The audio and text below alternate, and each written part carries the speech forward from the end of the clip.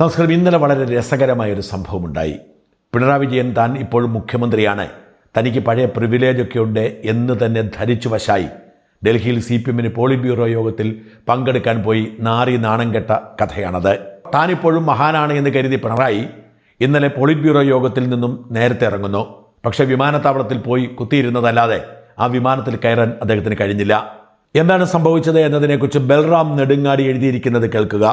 മുഖ്യമന്ത്രിയായിരുന്ന ഘട്ടത്തിൽ ഡൽഹിയിൽ നിന്ന് പിണറായി വിജയൻ മടങ്ങുമ്പോൾ കേരള ഹൗസിലെ പ്രോട്ടോകോൾ ഓഫീസർ അദ്ദേഹത്തെ അനുഗമിക്കും. മുഖ്യമന്ത്രി വിമാനത്താവളത്തിലെത്തിയതായി വിമാന കമ്പനി അറിയിച്ച ശേഷം ലോഡ്ജിൽ വിശ്രമിക്കും. ഗേറ്റ് അടയ്ക്കാനുള്ള സമയമാവുമ്പോൾ വിമാന കമ്പനി പ്രതിനിധികൾ വന്ന് കൂട്ടിക്കൊണ്ടുപോകും. അതാണ് പതിവ്. പോളിറ്റ് ബ്യൂറോ യോഗത്തിലെത്തിയ പ്രതിപക്ഷ നേതാവ് പിണറായി വിജയൻ ഡൽഹിയിൽ നിന്നും കോഴിക്കോട്ടേക്ക് 2:50 പുറപ്പെടുന്ന ഇൻഡിഗോ വിമാനത്തിലാണ് ടിക്കറ്റ് ബുക്ക് ചെയ്തിരുന്നത്. വിമാനം പിടിക്കാൻ PB യോഗത്തിൽ നിന്നും നേരത്തെ ഇറങ്ങി. 12:30 AKG ഭവനിൽ നിന്നും ഇറങ്ങി കേരള ഹൗസിലെത്തി ഭക്ഷണം കഴിച്ച് 1:30 വിമാനത്താവളത്തിലേക്ക് തിരിച്ചു. 2:05 വിമാനത്താവളത്തിലെത്തി. ഒപ്പമുണ്ടായിരുന്ന പ്രോട്ടോകോൾ ഓഫീസർ പ്രതിപക്ഷ നേതാവ് വിമാനത്താവളത്തിൽ എത്തിയതായി മുൻ പതിവ് പോലെ ഇൻഡിഗോ കമ്പനി അറിയിച്ചു. ശേഷം ലോഡ്ജിൽ വിശ്രമിച്ചു. ഗേറ്റ് അടയ്ക്കാൻ സമയം കഴിഞ്ഞിട്ടും കൂട്ടാൻ കമ്പനി പ്രതിനിധികൾ ആരും എത്താഞ്ഞതോടെ ഇൻഡിഗോയെ ബന്ധപ്പെട്ടത്. എന്നാൽ ഇനി വിമാനത്തിൽ കയറാനാകില്ല എന്നാണ് വിമാന കമ്പനി നിലപാടെടുത്തത്. അതോടെ മുഖ്യമന്ത്രി സ്ഥാനം ഒഴിഞ്ഞ ശേഷം ഡൽഹിയിൽ നിന്നും നടത്തുന്ന ആദ്യ യാത്ര മുടങ്ങി. കഴിഞ്ഞ തവണ ഡൽഹിയിൽ വരുമ്പോൾ അദ്ദേഹം മുഖ്യമന്ത്രി സ്ഥാനത്ത് നിന്ന് രാജിക്കത്ത് നൽകിയിരുന്നുവെങ്കിലും കാവൽ മുഖ്യമന്ത്രിയായിരുന്നു. തുടർന്ന് മറ്റൊരു വിമാനത്തിനായി 3.5 മണിക്കൂറിൽ വിമാനത്താവളത്തിൽ കാത്തിരിക്കേണ്ടി വന്നു. മുഖ്യമന്ത്രി പിണറായി വിജയൻ അധികാരം നഷ്ടപ്പെട്ടത് അറിയാത്തതിൻ്റെ കുഴപ്പമാണ്. അധികാരം നഷ്ടപ്പെട്ടപ്പോൾ ഇത്തരം പ്രോട്ടോകോൾ സംരക്ഷണമൊന്നും ലഭിക്കില്ല എന്ന് മുഖ്യമന്ത്രിക്ക് ആരെങ്കിലും പറഞ്ഞു കൊടുക്കണം.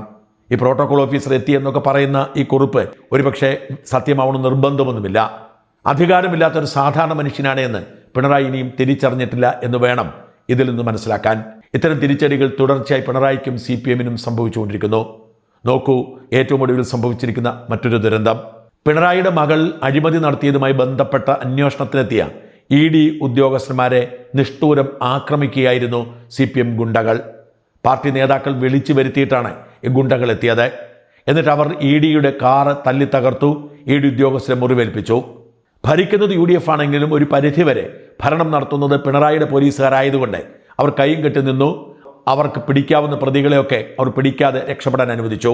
300 പേരുടെ പേരിൽ കേസെടുത്തെങ്കിലും കഷ്ടപ്പെട്ട് അവർ പിടിച്ചത് 26 പേരെ മാത്രമാണ്.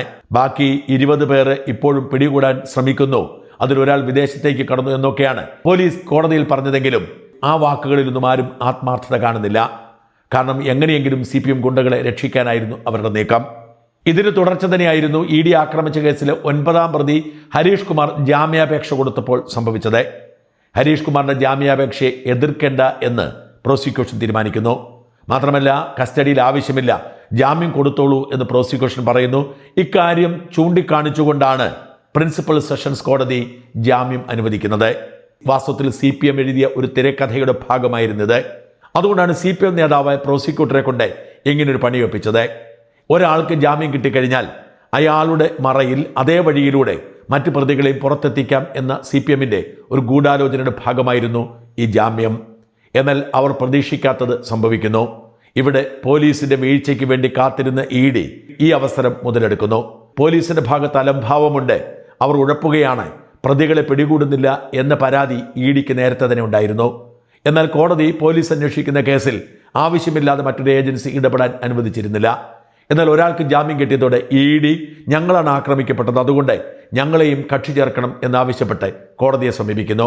തിരുവനന്തപുരം പ്രിൻസിപ്പൽ സെഷൻസ് കോടതി ആ അപേക്ഷ അംഗീകരിക്കുന്നു. അതെ, ഇനി മുതൽ ഈ കേസിൽ പ്രോസിക്യൂഷൻ മാത്രമല്ല EDയുടെ അഭിഭാഷകനും ഇടപെടാൻ കഴിയും.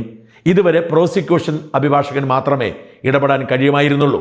കാരണം പോലീസാണ് കേസ് നടത്തുന്നത്. എന്നാൽ ED കക്ഷി ചേരാൻ അനുവദിക്കപ്പെട്ടതോടെ ED ഒരു അഭിഭാഷകനെ കോടതിയിൽ നിയോഗിക്കും.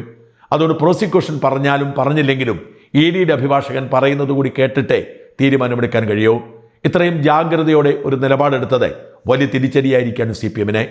ലെനിൻ എന്നു പേരുള്ള മറ്റൊരു പ്രതി കൂടി ജാമ്യാപേക്ഷ കൊടുത്തിരുന്നു. തങ്ങളെ കൂടി കേൾക്കണമെന്ന് EDയുടെ ആവശ്യം കോടതി അംഗീകരിക്കുകയും ആ ജാമ്യാപേക്ഷ തിങ്കളാഴ്ചത്തേക്ക് മാറ്റിവെക്കുകയും ചെയ്തു. എന്ന് വെച്ചാൽ 9ാം പ്രതി ഹരീഷ് കുമാറിന് അനായാസം ജാമ്യം കിട്ടിയതുപോലെ ലെനിൻ എന്ന പ്രതിക്ക് ജാമ്യം ലഭിക്കുകയില്ല. ഹരീഷ് കുമാറിന് ജാമ്യം ലഭിച്ച അതേ വഴിയിലൂടെ ലെനിനും ജാമ്യം എടുത്താൽ ബാക്കി എല്ലാവരും കൂട്ടത്തോടുകൂടി ജാമ്യാപേക്ഷ കൊടുത്ത് പുറത്തിറങ്ങാനായിരുന്നു നീക്കം. എന്നാൽ ED ഇടപെട്ടതോടെ ഇത് വലിയ പ്രതിസന്ധിയിലായിരിക്കുന്നു. അന്വേഷണം തുടരുന്നതേ ഉള്ളൂ. 300 പ്രതികളിൽ 26 പേരെ പിടിച്ചിട്ടുള്ളൂ. 20 പേരെ കൂടി ഏതാണ്ട് പിടിക്കുമെന്ന് പോലീസ് പറയുമ്പോഴും അവരെ കിട്ടിയിട്ട് ഇത്തരം സാഹചര്യത്തിൽ മറ്റു പ്രതികൾ പുറത്തു വന്നാൽ തെളിവ് നശിപ്പിക്കും എന്ന EDയുടെ വാദം കോടതി അംഗീകരിച്ചാൽ ഈ പറയുന്ന പ്രതികൾക്കൊക്കെ ചിരകാലം ജയിലിൽ കഴിയേണ്ടി വരും. ഓർക്കണം, CPMന്റെ 2 മുൻ കൗൺസിലർമാരടക്കമുള്ള പ്രാദേശിക നേതാക്കളും പ്രാദേശികമായി CPMന് എന്തെങ്കിലും പ്രശ്നമുണ്ടെങ്കിൽ അതൊക്കെ പരിഹരിക്കാൻ ഓടിയെത്തുന്ന ഗുണ്ടാസംഘവുമാണ് ഇപ്പോൾ ജയിലിലായിരിക്കുന്നത്. ED പിടിമുറുക്കുന്നതോടെ കൂടുതൽ പേരെ പോലീസിനെ അറസ്റ്റ് ചെയ്ത് ജയിലിലടക്കേണ്ടി വരും. വാസ്തവത്തിൽ അത് UDF സർക്കാരിനും ഗുണകരമാണ്. തിരുവനന്തപുരത്ത് ഈ അലമ്പെല്ലാം ഉണ്ടാക്കുന്ന സംഘം ജയിലിലായാൽ കാര്യങ്ങൾ എളുപ്പമാകുമെന്ന് അവർക്കറിയാം. ദീർഘകാലം ജയിലിൽ കിടക്കേണ്ടി വന്നാൽ പിന്നെ ഇവരെ CPMന് വേണ്ടി ഗുണ്ടാപ്പണിക്ക് കിട്ടുകയുമില്ല. അല്ലെങ്കിൽ ഇവർ വരുന്ന 5 വർഷവും CPMന് വേണ്ടി തിരുവനന്തപുരത്ത് അലമ്പുണ്ടാക്കേണ്ട കക്ഷികളാണ്. ഇതിന് വേറൊരു മറുഭാഗം കൂടിയുണ്ട്. CPMും BJPയും തമ്മിൽ തലസ്ഥാനത്തുണ്ടായിക്കൊണ്ടിരിക്കുന്ന സംഘർഷം. മേയർ BJPയുടേതാണ്, കോർപ്പറേഷൻ BJPയുടേതാണ്. അത് അട്ടിമറിക്കാൻ CPM ഗൂഢാലോചന നടത്തുന്നുണ്ട്. അതും ഇപ്പോൾ അക്രമാസക്തമായിരിക്കുന്നു. അതുകൊണ്ട് തന്നെ CPMന് ഗുണ്ടകൾക്ക് തിരുവനന്തപുരത്ത് ഇപ്പോൾ നിലനിൽപ്പില്ല. ED രംഗത്തിറങ്ങിയതോടുകൂടി CPM ഗുണ്ടകൾക്ക് എക്കാലവും ഇനി ജയിലിൽ കഴിയേണ്ടി വരും. കഴിഞ്ഞ 10 വർഷം ഇങ്ങനെ ആയിരുന്നില്ല. ആരെയും ആക്രമിക്കാം, ആർക്കു വേണ്ടിയും കൊട്ടേഷൻ എടുക്കാം. ഏറെ വൈകാതെ തന്നെ ജയിലിന് പുറത്തേക്ക് എത്താൻ അവസരമൊരുക്കി കൊടുക്കുമായിരുന്നു സർക്കാരും പോലീസുമൊക്കെ.